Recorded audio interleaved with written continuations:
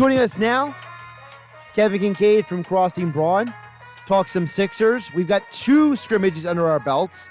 What has he seen? Also, we'll touch on with him with about MLS, because MLS had their own COVID-19 issues to start, but they got that ironed out and fixed out. Maybe there might be a parallel between what the MLS went through and what baseball is going through now. As I said, Kevin Kinkead joins us now on the Boardwalk on the hotline. Kev, how you doing today? I'm doing good, Josh. As you said during the break, without Mike Gill in the studio today, somebody has to represent West Virginia University. It's certainly not me or Broads, that's for sure. No, it's not, but that's what I'm here for. So, Kev, obviously one of the big things over the weekend has been the Sixers, because they got a game on Friday, we got a game on Sunday. So I'm just going to leave it open-ended for you to kind of drive this to initially start. What have been one of or a couple of the biggest takeaways for you from what you've seen from the first 2 scrimmages? Well, I think you got to start with Ben Simmons, right? All this talk about, well, they're going to play him off the ball. It's going to play power forward. I think Brett Brown dropped that quote like 2 weeks ago, a week and a half ago, something like that, and we got so much mileage out of that topic and that quote, maybe because we were excited about it, or maybe just because we were looking for anything to talk about that didn't have to do with COVID at that point. But he followed through on it. They moved Ben Simmons around. They used him in a lot of different ways. You saw him playing off the elbow. You saw some dunker spot from him. You saw some corner from him. You saw 3-pointer. And, it was kind of, I was on vacation over the weekend, but I watched a replay of the first scrimmage and then caught a little bit of the second one. And it's going to be a kind of hybrid kind of thing. It's, they're going to want the ball in his hands.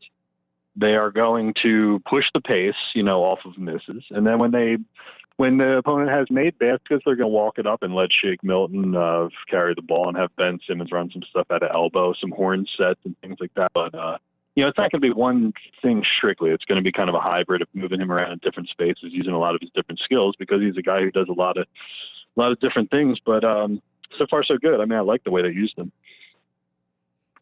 We have seen him take a 3-pointer before and then go quiet. If he doesn't take one next exhibition game and then maybe even the first game of the regular season, is it time to be concerned if we're actually going to see that 3-pointer actually happen in the playoffs? Yeah, it is. Because there's nobody to boo you.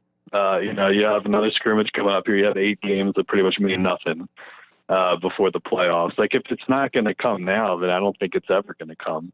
Yeah, I thought it was going to come earlier in the season. The Guangzhou game where he shoots a 3-pointer and hits it. You had the Cleveland 3-pointer, and then you had another one against, I don't know, maybe it was Toronto. I can't remember. But, all the circumstances are there for it to happen right now. He's playing without the ball a little bit. There's no fans there.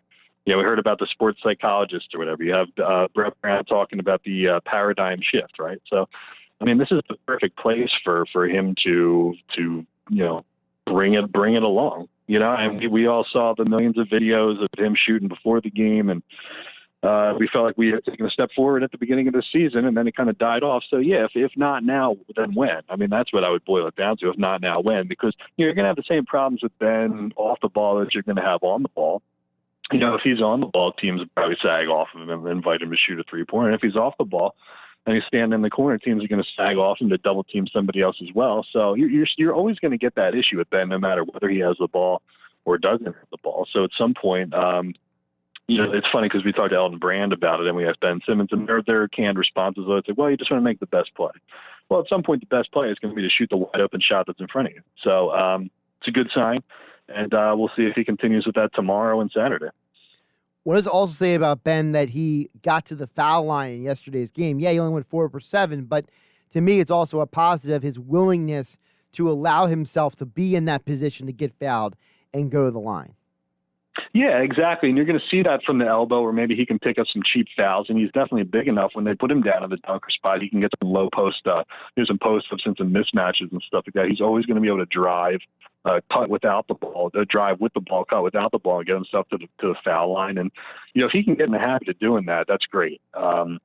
And that's also going to be the catalyst to, means to an end to get him to shoot more, because we often think that, if a guy is shooting more free throws and he gets more comfortable from the free throw line, he gets his foul shooting from 60% up to 65% to 70%, that's going to translate to him being able to shoot jump shots and shoot 3-pointers for sure. You don't just go, when we look back at it, it was a little naive, I think, of all of us to think that he was going to go from being a 0% 3-point shooter to a 30% 3-point shooter. You know what I mean? Like, there's no step in between there. It's like you're going from point A to point C, when naturally everybody goes point A to point B to point C to point D. And, the part that was missing was, getting his free throw percentage up. But yeah, I mean, the way that he's playing, and especially if they're going to use him off the ball like this a little bit in that kind of hybrid setup, I mean, that's a means to an end to get where everybody wants him to be.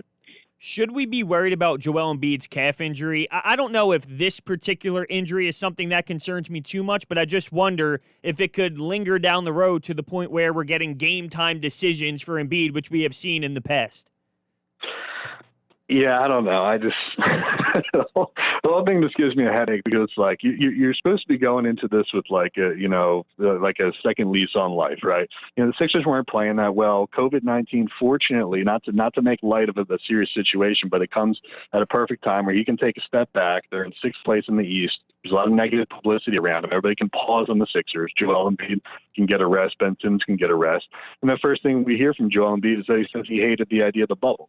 So he probably doesn't even want to be down there in the first place, or he's not too excited about it. Then you hear about this, and then you hear about Brett Brown talking about 38 minutes in the playoffs for him, and another radio host is going to walk down Market Street in his underwear if we reach that point. So already it just feels like it's just not the right, I don't know, it just doesn't feel like the right frame of mind or the right cloud hanging over Joel Embiid right now. It's just, I think when you have something small like this before you're really doing any serious work, just practice work, of course it's going to make people scratch their heads. But we're going to find out. I'd be more concerned with where his head's at, whether he wants to be down there versus anything physically. But you never know with Joel. Kevin Kinkead joining us here on the Boardwalk on the hotline on 97.3 ESPN. Of course, you can follow on Twitter at Kevin_Kinkead from Crossing Broad. Kevin, you mentioned Embiid and his mindset. I remember about a week and change ago when he spoke, he mentioned, he's like, I owe it to the city, I owe it to my teammates. Like, he treated it almost like a level of, he's not going because he per se loves basketball, quote unquote. It's because he feels like he owes it to the city and owes it to his teammates. So then what do you think that impact could have on his mentality? Because, maybe he's not there because he, quote unquote, really wants to be in the bubble, but because he thinks he owes it to people. Well, it's nice to hear that, isn't it? The fact that he's that he thinks something of his teammates, that he thinks something of the city, and he's not going to be selfish. I mean, he could have opted out if he wanted to, right? So it's nice to hear, I guess, that your priorities are straight, but I would like for him to say, yeah, I want to win because I want to win. Where's that dog, that Kobe Bryant, Michael Jordan kind of mentality? You know what I mean? Like, you should want it for yourself too. It's okay to be a little bit like, hey, I want to play for myself and I want to be the best I can be and I want to, show what I'm capable of. I don't think that makes you selfish necessarily. I think it just means you're an ultra competitor, and I think that it goes without saying that if you compete for yourself and play hard for yourself, then by default you're helping everybody around you and you're playing for other people as well, because you would probably be winning and everybody would be happy, But I would just like to see him, it's like that killer instinct I think that people are looking for. I mean? It's nice to hear him say those things, that he's playing for the city and he's playing for his teammates and stuff, but I also want him to play himself too and feel like he loves playing basketball and feel like this is something that he really wants to do instead of wearing the hazmat suit down to Orlando just to play FIFA in his hotel room. It's funny you mentioned about the mentality because when I ask this question, I don't mean this as a negative against Embiid, so it's a shame I have to preface it that way, but I guess I have to. Yeah. For me, there's something to be said for the fact that Joel Embiid says, all I do is go home and play video games and I don't really go out. Whereas Ben Simmons spent the shutdown working out with LeBron James. Like, is there something to be said for the fact that, Ben Simmons has gotten LeBron rubbing off on him and Joel Embiid has got video games rubbing off on him? Yeah, and look, I don't mean to be insensitive because it's not my place to tell people how to feel about COVID. I mean, if you really think it's a health risk and you don't want to take that risk and you just want to protect the people around you, I can never sit here and criticize what anybody does with their time during the break.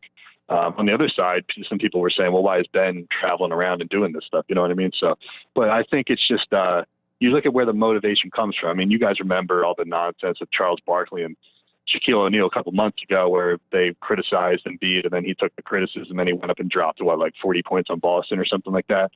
And then they had the post game afterwards where he said, well, I heard you guys, I heard the criticism and whatever. Well, you got to get it. So we've been on this Joel Embiid roller coaster for the past 3 years where it's well, I love playing the game and I don't love playing the game, or I do love, you got to get to that everyday kind of I'm a competitor, I'm a dog mentality, where it just becomes automatic and you don't have these emotional swings back and forth where you need national pundits to come in and criticize you to play your best, so it's just kind of finding that groove for Joel, and I don't really know what it is necessarily. How many minutes do you anticipate Joel and Al Horford to get on the floor together? Brett originally said that in Orlando they did not get time together, and then in Game 1 you saw them on the court together. And in the past you also heard 38 minutes-ish for Joel Embiid is what they're targeting. I can't be satisfied if that means Al Horford gets 10 to 12. So how many minutes do you anticipate them on the floor together? Yeah, I don't know. That's a good question because I think it depends on how they want to use Ben moving forward. Because if you have Joel at the 5, Ben's playing off ball, it's kind of we'll just say he's a 4. Tobias Harris at the 3, Josh Richardson at the 2, and then Shake Milton handling the ball. You can stagger their minutes based on who your matchup is at the same time too, because Ben's big enough to defend opposing 4s. So if you wanted to stagger Joel Embiid playing the 5, give him a rest, and have Horford come on, you can stack Ben Simmons and Al Horford's minutes together, and that way you're going to have 2 of Simmons, Horford, and Embiid on the floor at once. And if you face Giannis or a Pascal Siakam or something like that, you're always going to be able to have a guy who can defend him.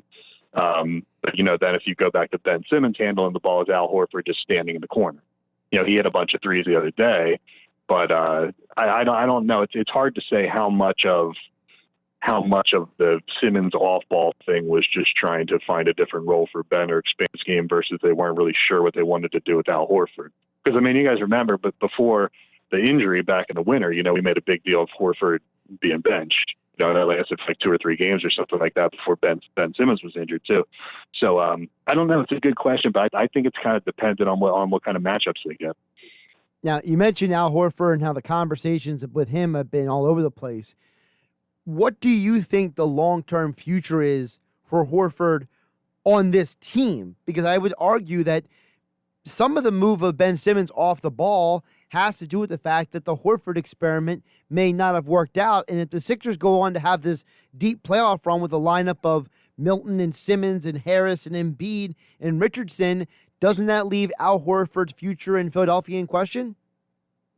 Yeah, you would ask yourself, right? Why would you pay somebody that money if he's just going to play a peripheral role? If he's going to come off the bench for 14 minutes, or if he's just going to be Embiid's backup, or you're going to stand him in the corner and ask him to be a spot-up shooter or a stretch 4 or something. It seems like a waste. Why would you do that? Why would you bring somebody in for 3 years and that kind of money to do that? But at this point, it is what it is. I think that's a question that you punt to the off season and you try to make this work.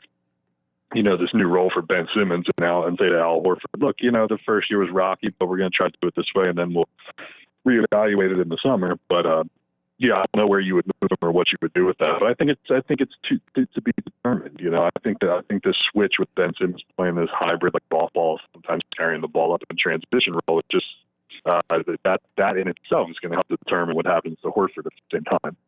How impressed are you with Shake Milton? It's not really about, at least for me, it's not really about what he's doing in these exhibition games per se, but it's just more about his skill set and how I think that it can translate to when games matter. It's about how he drives to the rim, knocks down his shots. The pick and roll game is now there. He can shoot off the dribble. How impressed are you with Shake Milton? Yeah, he seems to, I don't know how to explain it. He plays like he's older than he is. He just looks more comfortable than somebody his age typically is, and he plays within himself. He doesn't try to do too much. He doesn't try to rush things or push things. I think he understands what his limitations are at the same time. And some exclusivity as the ball handler, he's going to grow exponentially in that role. It's interesting because there's a bunch of guys, Zaire Smith, Matisse Bible, Shake Milton, all these prospects they have at the lower levels. When Shake was dropping 40 points in the G League not long ago, it didn't seem like there was as much excitement for him maybe as there should have been or could have been. So all of a sudden you kind of blink and you look up and he's in the starting lineup on a playoff team, and it's like, it's a good story, and I don't know, it just kind of flew under the radar for me. Kevin, speaking of flying under the radar, I don't think we would be remiss having you on if we didn't mention what's going on with the COVID situation. Obviously, the Phillies situation, they're being tested. Well, the NBA, 0 positive tests. The NBA has all these hyper restrictions. It's you step outside the bubble line, you're getting quarantined. Lou Williams goes to a strip club to pick up wings, he's getting quarantined. You got all these situations where you have the NBA basically saying, we're strict, this works. And I feel like that's an example to the other sports of, hey, this can be done, but you got to draw the line somewhere and don't let people cross it.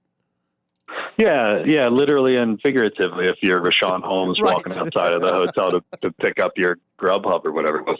No, listen, the last time I was on with you, Josh, we talked about the idea that look, none of these, no return to sports is going to be perfect, right? Okay, and we're trying a bunch of different models here, and we're going to figure it out as we go. And there's going to be some bumps along the way, and we're going to see what works. Okay.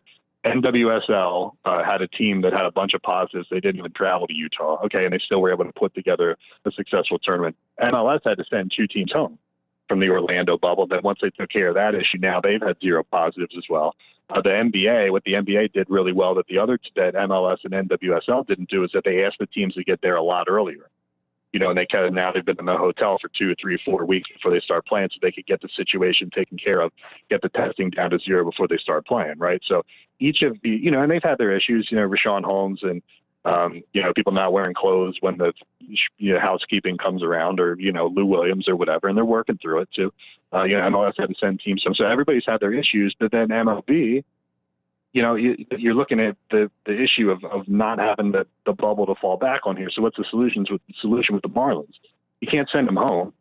Okay. You can't just eliminate them. You can't just, quarantine them in the hotel. You can't send them to another wing of the Dolphin and the Swan Resort. Right. So you're seeing here, one method of doing it, another method of doing it.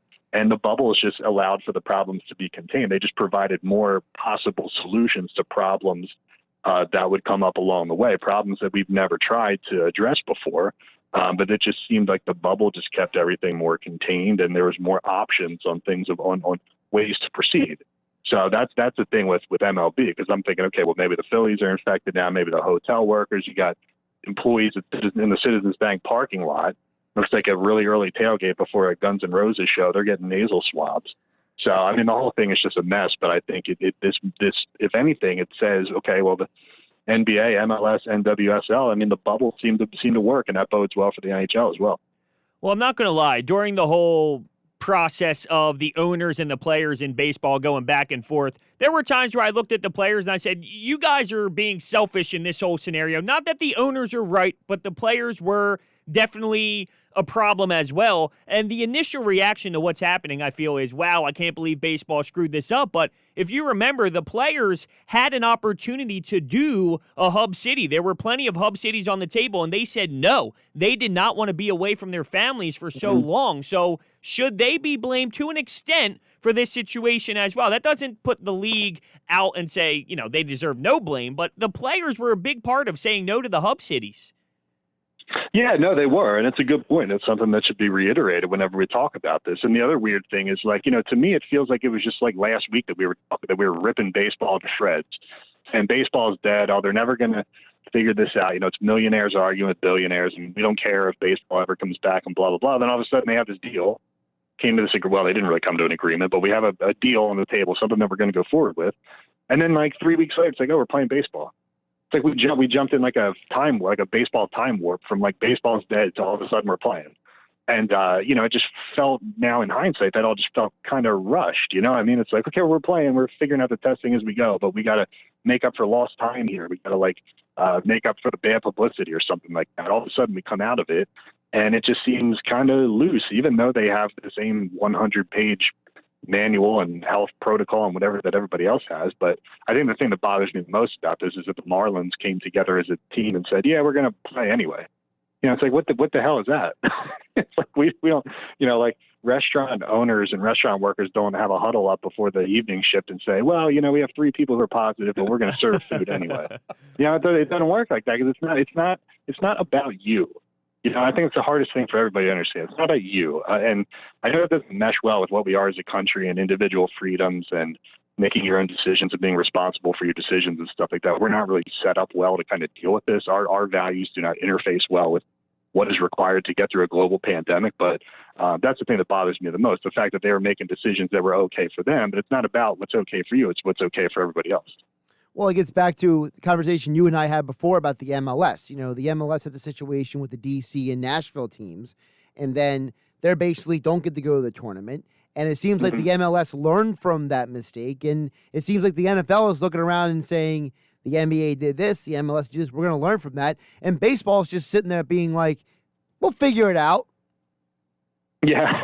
Yeah. Well, they just, that's the most baseball thing, is that it's so ironic, because it's like it goes with their thinking. If we don't need to change anything, the game's fine. They don't care that they're hemorrhaging like millennial and Zoomer viewers, and nothing's wrong with their sport. It's fine. We're going to do things the way we want to do it. When they had all this opportunity, and all the sports too should have been watching Europe. They should have been watching UFC. They should have been watching the Bundesliga and the Premier League and all these leagues that came back and taken bits and pieces from each of those. And we're going to take, what we learned from the MLS bubble, what we learned from the NBA bubble, the NWSL bubble, what the NHL is doing with the hub cities here. We're going to piece it all together and we're going to learn. And this is how we do things. But baseball just seemed to say, like, well, we have this idea of what we want to do and we're just going to go along with it. And now we're in a situation that seems untenable to me.